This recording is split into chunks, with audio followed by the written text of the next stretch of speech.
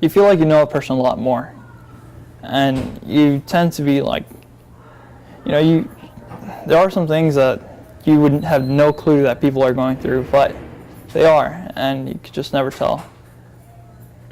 Yeah, you're gonna get closer with your friends and teachers.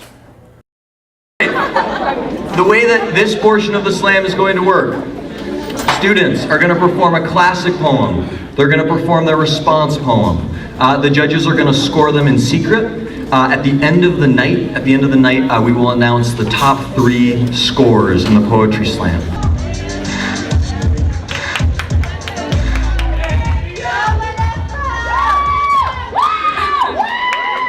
Hi, my name is Vanessa Quintanilla, and I'll be performing Dickhead by Tony Hoagland. To whomever taught me the word dickhead, I owe it to the thanks. Gave me a way of being in the world of men when I most needed one. When I was pale and scrawny, naked, goose-fleshed, as a plucked chicken in a supermarket cooler. A poor forked thing stranded in the savage universe of puberty where wild jockstraps flew across steamy skies of locker rooms and everybody fell down laughing at jokes I didn't understand. But dickhead was a word as dumb and democratic as a hammer. An object you could pick up with your hand and swing, saying, "Dickhead this," and "Dickhead that." A song that meant the world was yours, enough at least to bang on like a garbage can, and knowing it and having that beautiful ugliness always cocked and loaded in my mind, protected me and calming like a song. But now, I have myself become a beautiful ugliness, and my weakness is a fact so well established that it makes me calm. And I'm calm enough to be grateful for the lives I never have to live again, but I remember all the bad old days, back in the world of men, where everything was serious, mysterious, scary, hairier, bigger than I was. I recall when flesh was what I hated, feared, and was excluded from. Hardly knowing what I did or what would come of it, I made a word, my friend. Thank you. Yes. It was more of it like made me go back to like my times, because the objective was like to pick like a experience you had or something like that and write about it. So I chose about my middle school experience. I had to go back in time and just think about how that relates to me now and have to like convert it into like this poem. And this is my response poem titled "A Letter to K-Dot." Yes. Dear Kendrick, now, I'm not usually one to tell a story to someone who isn't physically here, but I remember the first time I listened to music. I was a little pale girl in the back seat of my dad's 2000 Infiniti, where he placed 2 speakers in the trunk of his car because it sounded muy chingon that way. So badass. With the touch of his index finger, voices and beats began to ring within my ears softly, similar to the way it felt when I ate the inside of a warm bolillo.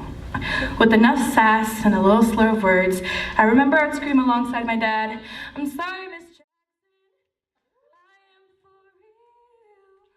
And although Andre wanted to apologize to Erica's mom, I remember how easy it was.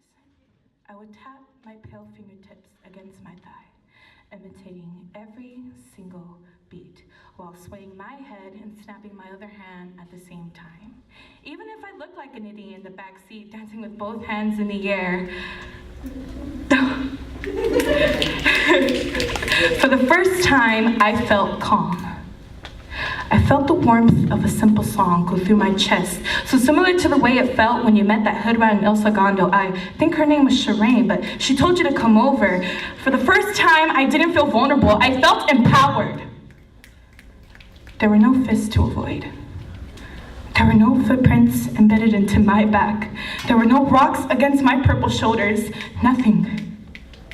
I couldn't hear the sound of my screeching voice echo in a locked bathroom where a small crack from a window above barely gave any light in, but enough to see a dirty red slash tattooed onto my forearm where the mirror really needed to be replaced, not because of the word bitch scratched into it, but because there was a little girl I couldn't seem to recognize. She had black bangs that barely hid the top of her eyebrows. Her white polo shirt seemed to have turned brown, her eyes swollen. her arms around her scraped knees, bracing for the next blow by the pretty girl with brown hair who whispered the words, "You are nothing." I was vulnerable again. The tattoo on my forearm was an unwanted gift that reminded me of who I was, well, of how I was looked at. See, Kendrick, I was alone.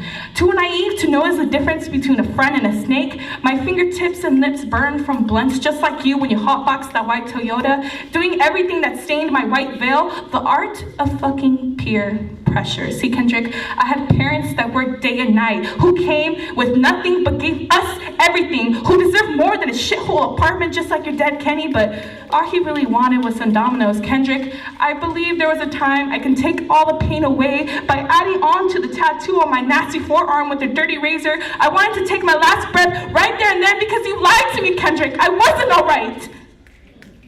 But I'd be the biggest hypocrite of 2017 if I didn't finish this in a way you can agree. So Kendrick, if it wasn't for you, I wouldn't have realized that Shireen was never gonna call again, that people are gonna kill my vibe, that love goes a long way, but it doesn't matter if you don't love yourself, that no matter what the white man says, his false promises are something I can't ignore, it's now or never, that without change, I wouldn't have been able to break these dumbass stereotypes.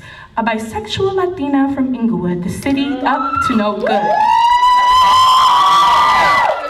I wouldn't have found the confidence in my melanin skin sitting in the backseat of my dad's car, driving down Inglewood Avenue with a high school diploma waiting to be received, singing "Pip Pip Hooray."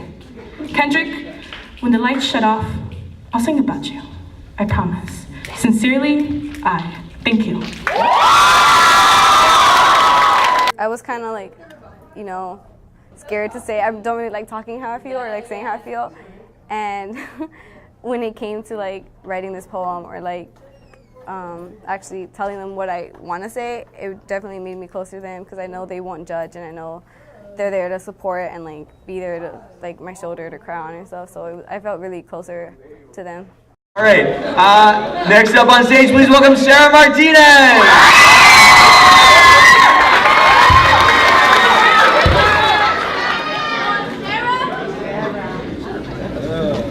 Hi, my name is Sarah Martinez, and I will be reciting the poem Humiliation by D.H. Lawrence.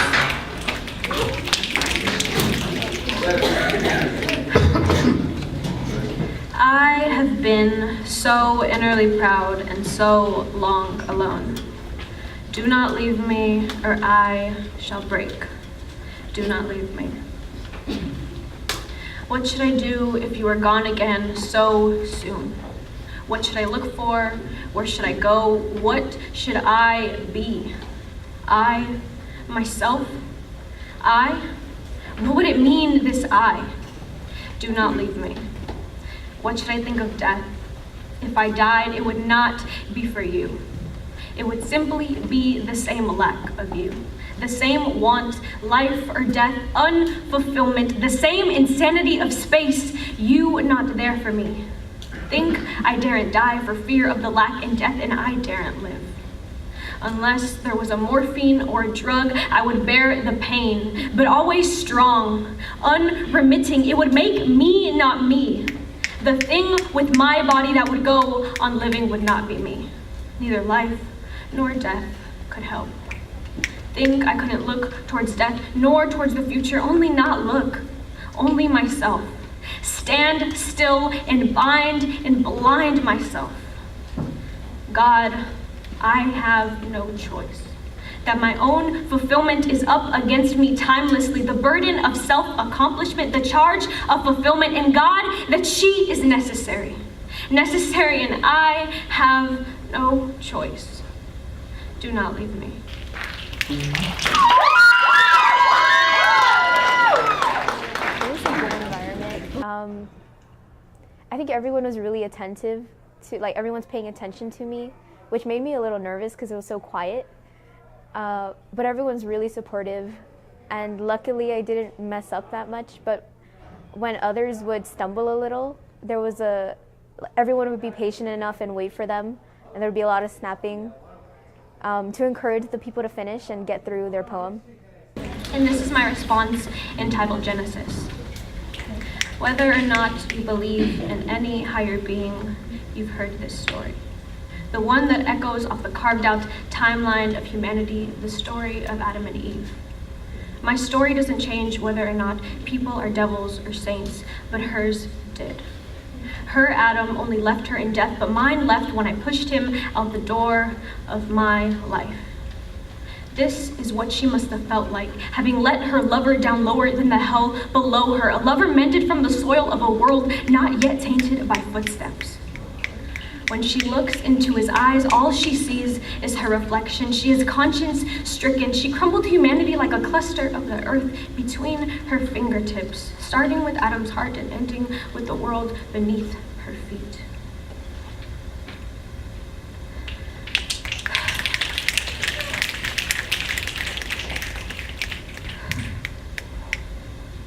God made her to be beautiful, but beauty runs deep like a river, and the walls inside her soul are no longer filled with running water. Forgive her for her stupidity and her ignorance. Banish her to hell and let Adam go. I continue to wake in pools of salty seas after midnight storms flooding my eyelids, the world still freezing like the inside of my chest. I chose God over IHOP and an extra 3 hours of sleep. I enter his home on every lazy Sunday, dipping my fingers into the water he left for me. I run my fingers down my forehead, then across.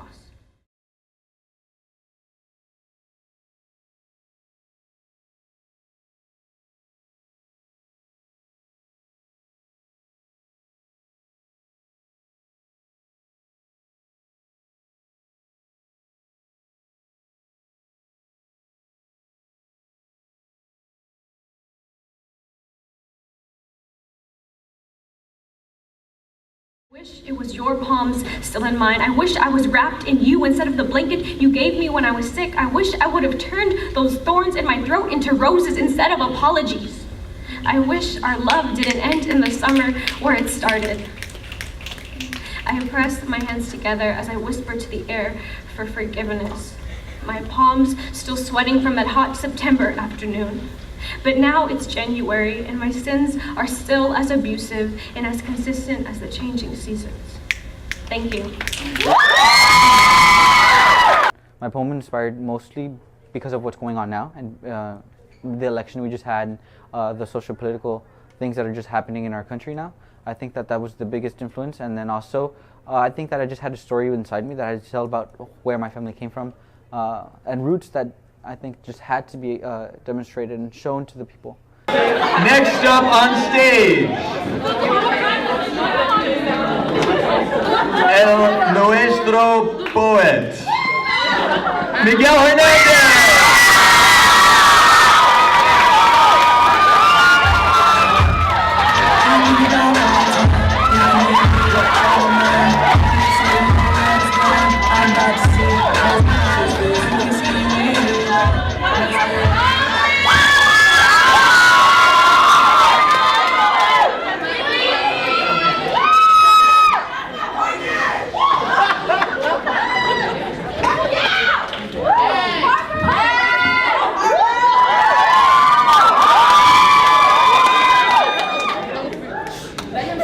I just hope tonight that here, nobody is Republican.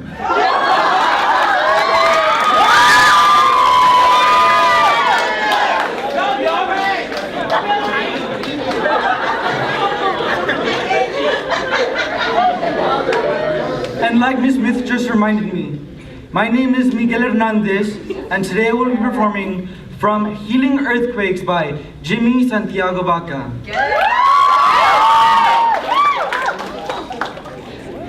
If we call her a spick and nigger and white trash and expect her to be our house servant, our Fort Indian or Mexican gardener, motherfucker, she screams, I need to communicate to another human being. I've got to, in some way, feel that I am a human being. And I do so with my hand flashing signs on the street corner, like a woman lost at sea, flagging down a ship to save me. But the only ones who stop are cops to beat me up. So don't you understand that someday I'll come knocking at your door, and what sins you've ignored, Your sons, daughters, and grandchildren are gonna have to pay. Don't you understand? You're gonna have to pay for it in the form of blood on a blade, because you never wanted to communicate. I got so many things I want to know, and I'm willing to try. But the only time you ask questions, the only time you give a damn, is when I'm in front of a judge asking me how I plead, or cops asking what I'm doing, or enemies challenging me, or teachers accusing me, or counselors profiling me as a bad girl, or priests condemning me as a sinner going to hell, or citizens mob hanging curses at me.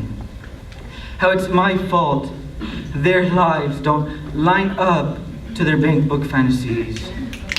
But no one's ever asked, how you doing? Can we talk? You wanna come over to my house? Meet my family? You hungry? I'll fix something to eat. Here's a little food money. Maybe I can help you with a job. Sure, I'll go to the judge and talk on your behalf. Sure, you can come over when you got nowhere else to go. Instead, it's all. She ain't nothing but a criminal, should be locked up, should be put in a cell forever. I want to communicate. Talk to someone about who I am, what dreams I have. Tell you that I've been there, that I know who you are. Did I tell you? But you won't let me communicate that. You just want me off the face of the earth. Never to have been born, never to have had a name. No songs, culture, parents, sibling. Sooner or later you come to like a point where you're like, well, I just don't care what like I've said this poem so many times, I don't really care if anyone else is uncomfortable with what I have to say or like having to justify what you say in your poems. So I think that in the end we ended up being comfortable with one another, especially since we're sharing everything with like a level of respect. So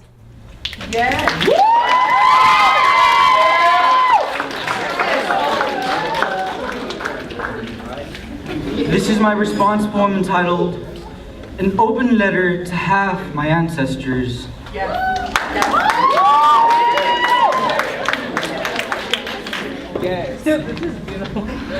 En el nombre del Padre. 1492, Christopher Columbus sails the ocean blue.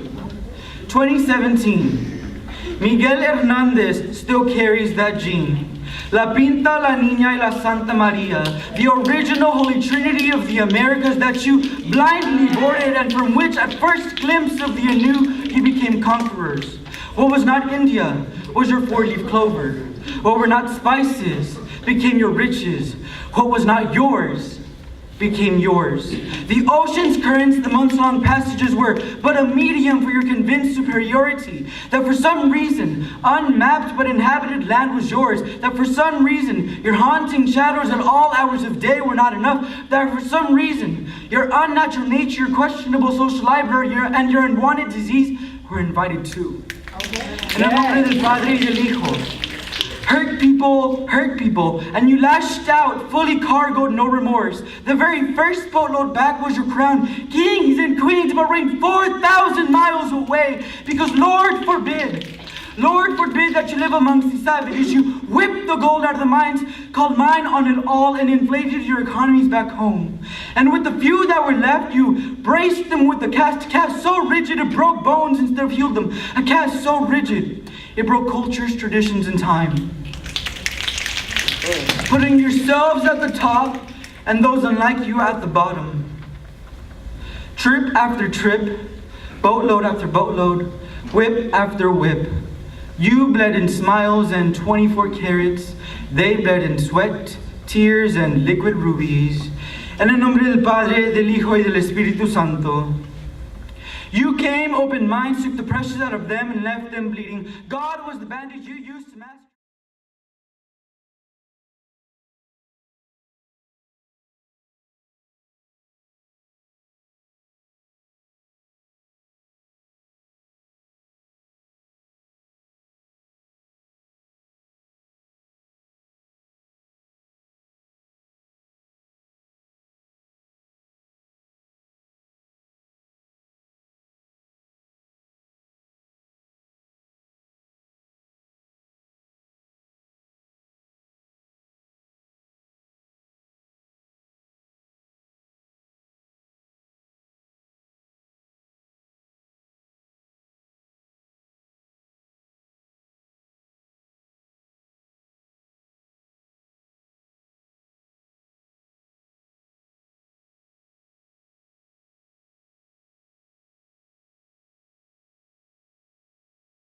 workers that lives in the US, and I know that my situation cannot compare in any way. But him and I both are only two men of color in the eyes of the white man. Two men whose dreams and aspirations would be empty bullet shot into empty space. A vacuum filled with nothing but the moon. Yet another thing that the white man is already trying to conquer. And even then there is no rhinoplasty, no bleach, no standard that would ever want to make me be as white as you.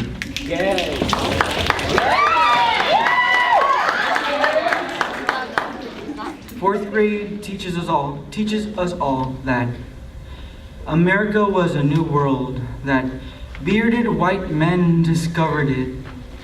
I wish instead that science taught us, even though I might not be up here today. I wish that science taught us that what you believed back then was true. That the world was flat. That way, instead of reaching the Americas, you would have fallen off the edge. En nombre del Padre, del Hijo, del Espíritu Santo. Amen.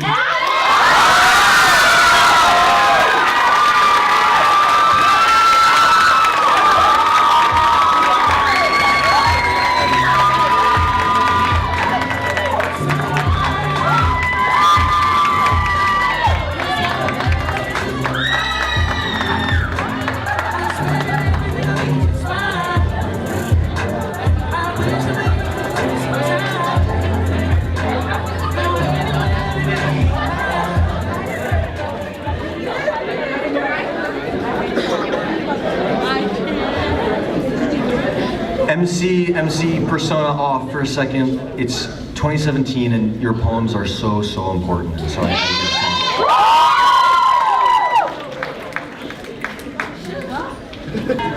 So the way these poetry slams work is, this really is not the part that truly matters to me. The point is not the points, the point's the poetry. It's the old cliche that you heard in the documentary. But to simulate what a real poetry slam would be like, we have some scores to give out for the top 3 poets of the night. Before we do that, I want to just, again, take the MC persona off and say something that is, pardon the cliche, I think just as much as I can from my heart, which is that if you were someone who sat in my class and felt fear or nervousness because you knew you were about to go up and in front of your peers tell a story that was really important. If you were someone who tonight was in the back before this started practicing their poem, or someone who was up late practicing your poem, if you came up here and told a story that was an important story, it was the story that your bones were telling you to write, if you did that, I really believe this. You have done something more courageous than anything I have done. I mean that.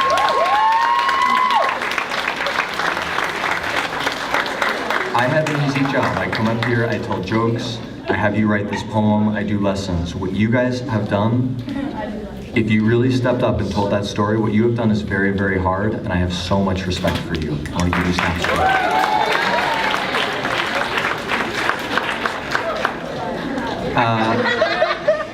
We're gonna bring up Ms. Bennett, who's gonna help me read the scores. Please welcome Ms. Bennett onto the stage. Please welcome Lauren Moore onto the stage.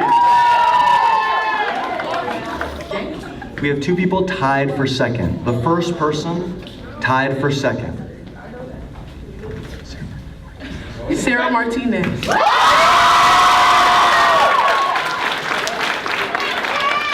Currently tied in second with Vanessa Quintanilla.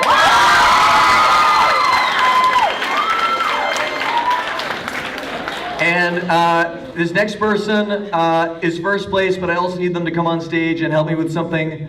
In first place, Miguel Hernandez.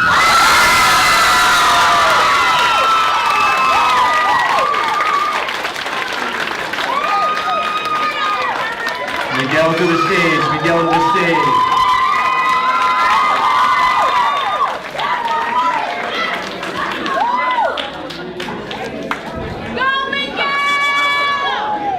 Miguel, there's only one thing that needs to happen before we close out tonight. You know what it is, right? All right, Miguel's gonna take us out. I am right, go home. You're dismissed.